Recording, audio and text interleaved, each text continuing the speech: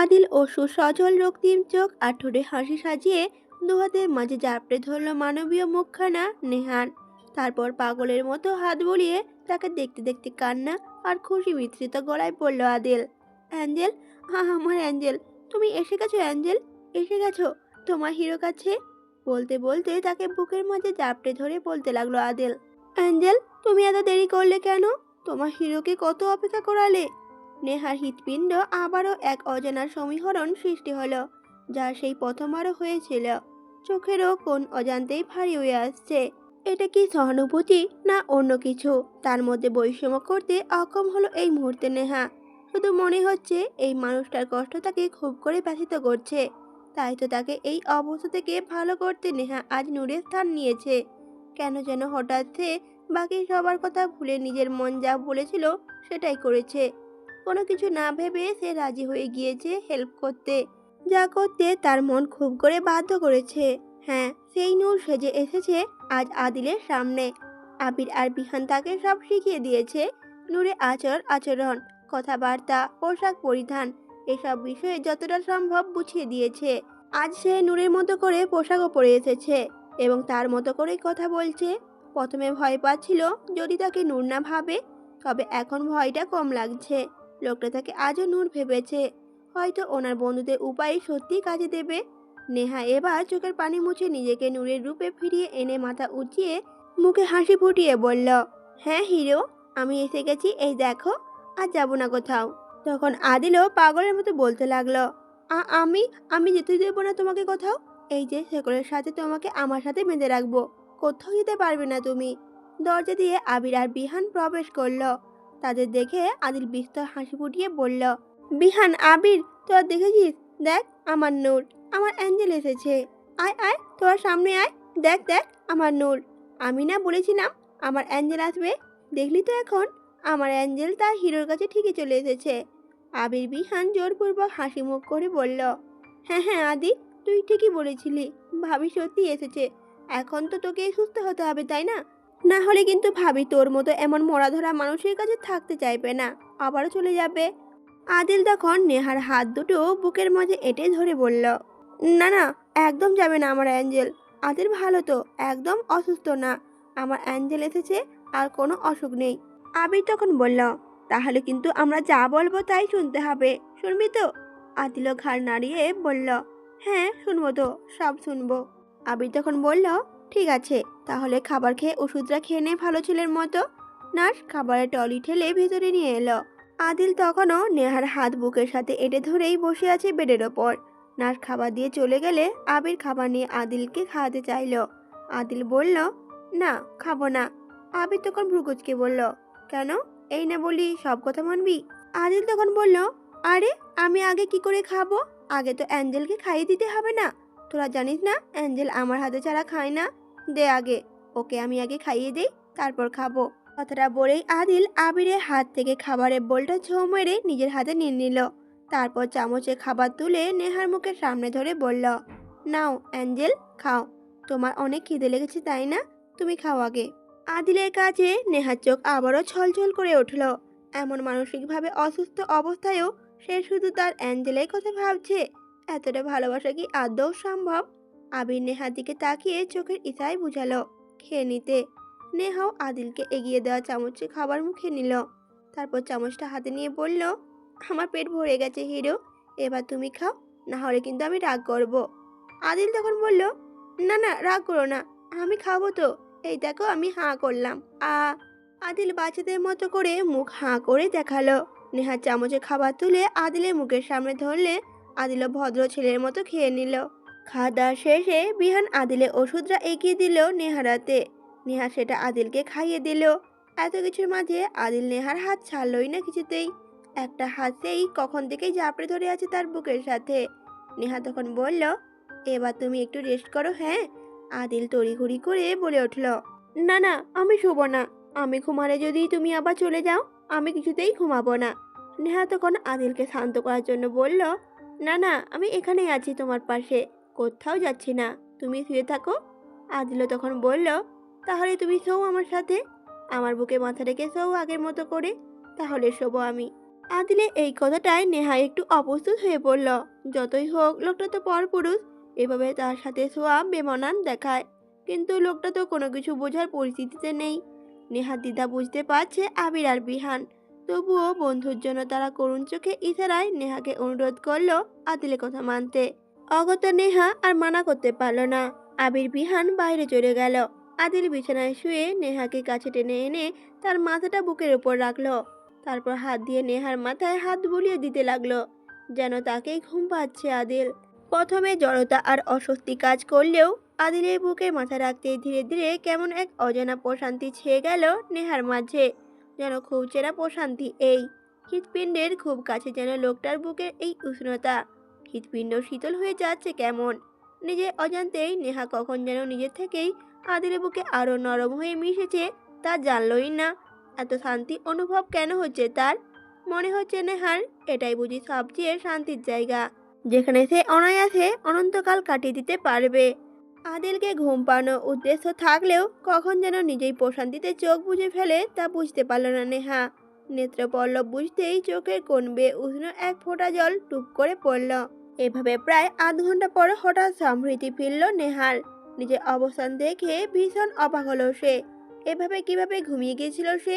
মাথা তুলে দেখলো আদিল ঘুমিয়ে গেছে। কেমন অসামান্য মায়া ওই মুখটাতে খুঁজে পেল নেহা। এই যে রোগাটে চোয়াল ভাঙা চুল দাঁড়াতে ভর্তি মুখটা, এমন বেহাল মুখটাতেও কেন এক অদ্ভুত মায়া ঝলকাচ্ছে। নেহার চোখ যেন আটকে গেল তাতে। লোকটার মাঝে কি এমন আছে? আর কেনই বা এত অজানা অনুভূতি হচ্ছে তাকে ঘিরে? কেন এই হৃস্পন্দন অনুভূতি হচ্ছে তার? এমনটা কেন হচ্ছে এই অপরিচিত একটা লোকের জন্য? এত সব প্রশ্নের কোনো উত্তর আপাতত জানা নেই নেহার। অগত্যা ফোঁস করে শ্বাস ছেড়ে আস্তে করে আদিলের হাত থেকে নিজেকে ছাড়িয়ে উঠে বসলো নেহা। আদিলকে ওষুধের সাথে ঘুমের ওষুধও দেয়া আছে। সে জানে আদিল আজ আর উঠবে না, তাই বিছানা থেকে নেমে বাইরের দিকে এগোলো সে। যেতে যেতে ঘাড় ফিরিয়ে তাকিয়ে আরেকবার দেখলো আদিলকে, তারপর বেরিয়ে গেল সেখান থেকে। কিন্তু দরজার বাইরে আসতেই থতমত খেয়ে গেল নেহা, কারণ বাইরে পাভেল চোখ মুখ শক্ত করে দাঁড়িয়ে আছে। বুঝতে পারলো সে সবই দেখেছে। পাভেল চোয়াল শক্ত করে আঙুল তুলে নেহার উদ্দেশ্যে কিছু বলতে যাবে, তার আগেই নেহা বলে উঠল, এটা হসপিটাল, সিন ক্রিয়েট করার দরকার নেই। বাসায় গিয়ে যা বলার বলো, চলো। তাই পাভেলও কিছু না বলে দাঁতে দাঁত পিষে নেহার হাত খপ করে ধরে টান দিয়ে নিজের সাথে নিয়ে গেল সেখান থেকে। বাড়িতে এসেই পাভেল নেহার হাত ধরে এক প্রকা ছুঁড়ে মারল সামনে। নেহা পড়তে পড়তে বাঁচল প্রায়। এসব দেখে নেহার বাবা মা চিন্তিত ভঙ্গিমায় এগিয়ে এলো ওদের দিকে। উদ্বেগ প্রকাশ করে জাকিয়াতো বলে উঠল, কি হয়েছে? এমন করছে কেন? পাভেল তো চোয়াল শক্ত করে তখন বলল, তা আপনার মেয়েকেই জিজ্ঞাসা করুন। আপনার মেয়ে তো অনেক ইন্ডিপেন্ডেন্ট হয়ে গেছে, কারো মতামতের ধার ধার না সে। তাই তো আমাদের সবার বিরুদ্ধে গিয়ে ওই পাগলের বইয়ের অভিনয় করতে রাজি হয়ে গেছে। ইভেন আজ তো সে কাজও শুরু করে দিয়েছে। আমি না গেলে হয়তো আজ তিনি বাসাতেই আসতেন না, ওখানেই ওই পাগলের সেবা করতে থেকে যেতেন। জাকিয়া তো বিস্মিত কণ্ঠে মেয়ের উদ্দেশ্যে বলল, কি রে নেহা, পাভেল কি বলছে? তুই কি সত্যি ওই কাজে রাজি হয়ে গেছিস? নেহা তখন মাথা দুলিয়ে সম্মতি স্বরূপ দেখালো। জাকিয়া তখন চিন্তিত হয়ে বলল, কিন্তু কেন মা? তুই জানিস না ওই ভয়ঙ্কর লোকটার কাছাকাছি যাওয়া কতটা ক্ষতিকর হতে পারে তোর জন্য? সে একটা হিংস্র উন্মাদ পাগল, যে কোনো সময় যে কাউকে মেরে ফেলতে পারে সে। আর তুই জেনে শুনে এমন ব্যক্তির সামনাসামনি থাকতে চাস? মায়ের কথায় নেহা মায়ের হাত ধরে শান্ত সুরে বলল, দেখো মা, আমি জানি তোমরা আমার জন্য চিন্তা করছো, কিন্তু বিশ্বাস করো আমার কিছু হবে না। আর তাছাড়া আমি একজন নার্স, আর নার্সের কাজই হলো রোগীর সেবা করা। আর সেটা যে কোনো রোগী হোক না কেন, তাকে ভালো করার দায়িত্ব ডক্টরের সাথে সাথে একজন নার্সেরও থাকা উচিত। আর তোমরা আমাকে নিশ্চয়ই দায়িত্ব থেকে সরে আসতে শেখাওনি, তাই আমাকে আমার দায়িত্ব পালন করতে দাও। আমার উপর নিশ্চয়ই বিশ্বাস আছে তোমাদের। আমার বিশ্বাস থাকলে তাহলে কোনো দ্বিমত করবে না। একটু ভরসা রাখো তোমার মেয়ের ওপর, সব ঠিক হবে। আমি এখন রুমে যাই, ফ্রেশ হব। তুমি খাবার বারো কেমন? অনেক ক্ষুধা লেগেছে। বলে নেহা নিজের রুমের দিকে চলে গেল। নেহা যাই বলুক তাতে জাকিয়া অশান্ত মনটা শান্ত হচ্ছে না। কোনো এক ভয়ে তার মন মস্তিষ্ক আটকে উঠছে। অন্যদিকে নেহার কথাবার্তা পাভেলও ভীষণ বিরক্ত হচ্ছে। সে মনে মনে পরিকল্পনাও করেছে, জলদি তাকে কিছু করতে হবে, না হলে নেহা হাতছাড়া হয়ে যাবে। সে জানে কি করতে হবে তাকে। রাত তখন 1টা বাজতে চলল প্রায়। নেহার চোখে মাত্রই ঘুম লেগে এসেছিল। যদিও বিছানায় অনেক আগেই শুয়েছে সে, তবে কেন যেন ঘুম ধরছে না। বারবার আদিলের খেয়াল আসছিল শুধু। তার বুকে মাথা রাখা ওই মুহূর্তটা নেহাকে প্রচুর ভাবান্তর করে দিচ্ছিল। এসব ভাবতে ভাবতেই অনেকটা সময় চলে যায়। যখন একটু ঘুমের দেখা পায়, আর ঠিক তখনই ফোনটা বেজে ওঠে ওর। ঘুমটা ফলে ভেঙে যায়। ফোন হাতে নিয়ে দেখে অপরিচিত নাম্বার। কপাল ভাঁজ করে ফোন রিসিভ করতেই ওপাশ থেকে আবিরে উদ্বেগ ভরা উত্তেজিত কণ্ঠ শোনা যায়। হ্যালো, মিস নেহা, আমি আবির বলছি। আম সো সরি আপনাকে এত রাতে ডিস্টার্ব করছি, বাট সিচুয়েশনই এমন হয়েছে যে আর কোনো উপায় ছিল না। নেহা অবাক হয়ে বলল, তা হয়েছেটা কি? আবির তখন বলল, আসলে আদি হঠাৎ করে ঘুম থেকে জেগে যায়, আর আপনাকে পাশে না পেয়ে প্রচণ্ড ভায়োলেট হয়ে গেছে। ওকে কিছুতেই কন্ট্রোল করা যাচ্ছে না। দেয়ালের সাথে সাথে মাথা ঢুকে রক্ত বের করে ফেলেছে, আর চিল্লিয়ে চিল্লিয়ে শুধু অ্যাঞ্জেলকেই ডাকছে। এখন শুধু আপনিই পারবেন ওকে শান্ত করতে। আপনাকে দেখেই ও শান্ত হবে, না হলে মাথাটা ফাটিয়ে নিজেকেই মেরে ফেলবে ও। প্লিজ নেহা, আপনি একটু এখন আসুন। জানি এভাবে এত রাতে আপনাকে এটা বলা শোভনীয় দেখায় না, কিন্তু আমরা হেল্পলেস। এখন আপনি একমাত্র পারবেন ওকে বাঁচাতে। প্লিজ আসুন। বিহান গাড়ি নিয়ে আপনার বাসার সামনে পৌঁছে গেছে, আপনি বের হলেই নিয়ে আসবে আপনাকে। আদিলের অবস্থা জেনে নেহার যেন বাকি কোনো কিছু আর খেয়াল থাকলো না। বুকের ভেতরটা কেমন অশান্ত হয়ে উঠল। সে দ্বিতীয় কোনো চিন্তা ছাড়াই বলে উঠল, আমি আসছি। ফোনটা কেটে তড়িঘড়ি করে পেছনে হাতড়ে শুধু গায়ে ওড়নাটা হাতে নিয়ে গায়ে জড়াতে জড়াতে দৌড়ে বাইরে বেরিয়ে গেল। গেটের বাইরে আসতেই বিহানকে গাড়ি নিয়ে দাঁড়িয়ে থাকতে দেখল। নেহাও গিয়ে গাড়িতে বসতেই গাড়ি স্টার্ট দিল বিহান। ফুল স্পিডে বিহান গাড়িটা চালিয়ে নেহাকে নিয়ে পৌঁছালো হসপিটালে। গাড়ি থামতেই নেহাও দ্রুত নেমে পাগলের মতো দৌড়ে ছুটে গেল ভিতরে। আদিলের কেবিনে পৌঁছাতেই দেখলো আবির সহ আদিলকে 4-5 জন লোক ধরে রেখেছে। আয়ত্ত করতে পারছে না যে তাকে। খেপা বাঘের মতো গর্জে যাচ্ছে আদিল। মাথা কপাল রক্তে ভিজে গেছে। তার এই অবস্থা দেখে নেহার বুকের মাঝে দুমড়ে মুচড়ে উঠল অজান্তেই। আদিলের ব্যথায় যে যেন সেও ব্যথিত হচ্ছে। নেহা দ্রুত এগিয়ে গেল তার সামনে। নেহাকে দেখা মাত্রই আদিলের হাইপারনেস কমে এলো সহসায়। হিংস্র মুখটায় পরিবর্তন ঘটল তখনই। নেহা চোখের ইশারায় সবাইকে বলল আদিলকে ছেড়ে দিতে। ফলে সবাই ছেড়ে দিতেই আদিল তড়িৎ গতিতে দুহাতে নেহার মুখটা ধরে খুশিময় হেসে করুণ সুরে বলল, এসে গেছো অ্যাঞ্জেল। তুমি কোথায় চলে যাও বারবার? জানো না তোমাকে ছাড়া আমার ভালো লাগে না?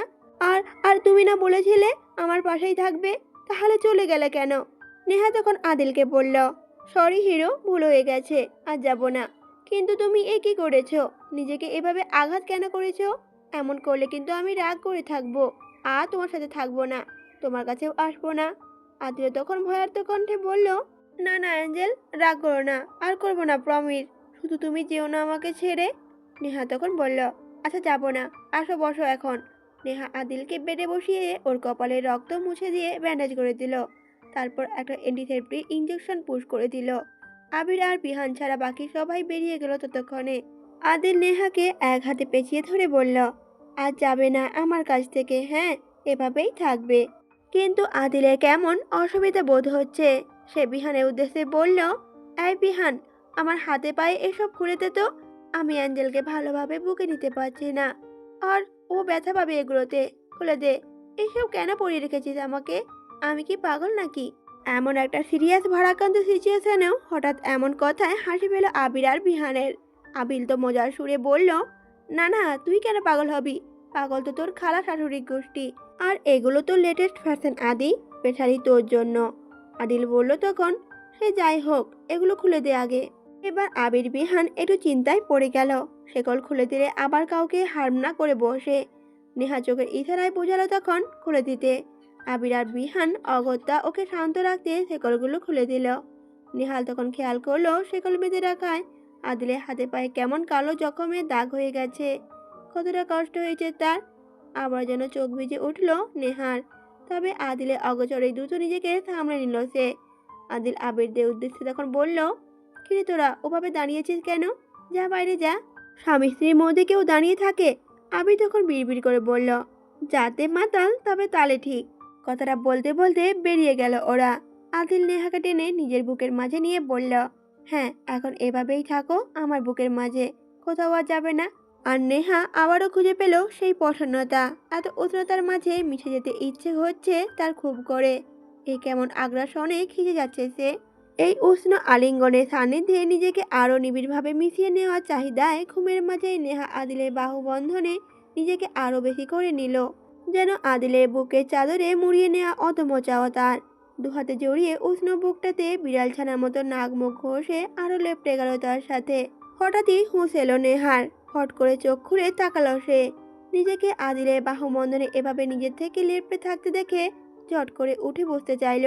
তবে আদিলের হাতের বন্ধনে আটকে গেল সে।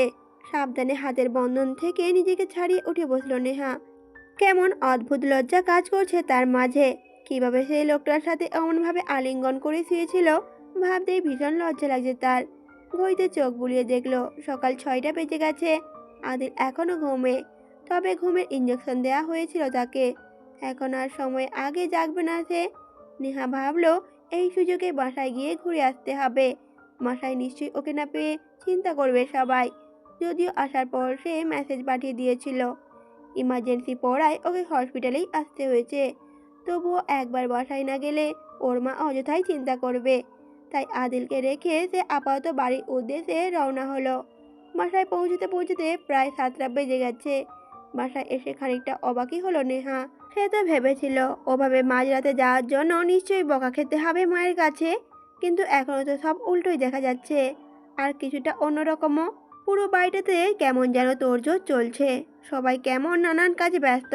মা রান্নার কাজে লেগে আছে। নেহার মার কাছে গিয়ে জিজ্ঞেস করলো, মা এসব কি? সকাল সকাল এত তোড়জোড় কিসের? তখন নেহার মা কাজ করতে করতেই নেহাকে বলল, এত কথা বলার সময় নেই এখন আমার। তুই যা রুমে ফ্রেশ হয়ে একটু ভালো জামা কাপড় পরে থাক। নেহা তো ভ্রুকুচকে তখন বলল, কেন ভালো জামা কাপড় পরবো কেন? কি হচ্ছে বলবা আমাকে?